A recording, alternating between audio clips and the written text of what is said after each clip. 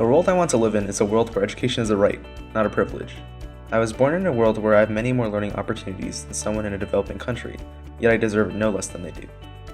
That's why I believe it's the responsibility of my generation to call attention to these problems. Here in the United States, education is something that we often take for granted, but all around the world, many children, especially adolescent girls, are still denied that right. A study done in 2013 shows that 68.4% of girls in America who graduated high school enrolled into college, while only 1 in 20 girls in Somalia have ever been to school. Although American public schools and cities often provide transportation through buses and trains, many female students in other countries have to walk miles to get to school with a high risk of being assaulted. The most heartbreaking difference is the lack of funding from their government. In 2014, the average expenditure for a single American student's public school education per year was $12,296. In contrast, an article from The Guardian states that the World Bank has overseen a dramatic withdrawal of education funds from low-income countries, especially in Africa. You see, education is something that isn't yet universally established and hasn't been recognized by the entire world as a necessity. So what stands between?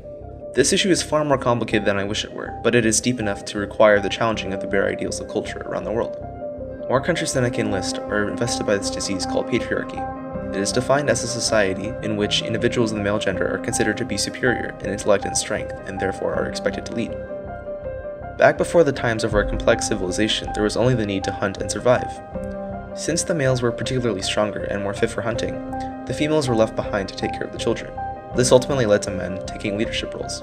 But here we are in the modern world, where physical strength really doesn't matter as much as it used to. However, cultural values are something that are never easily abandoned, even the ones that are relevant to the prosperity of society. Nonprofit organizations such as Let Girls Learn, She's the First, the Malala Fund, and countless others are calling upon all the people of the world to take a stand against this oppression. However, donating money isn't the only way to assist these organizations. Even people who are high school students can donate their time and skills.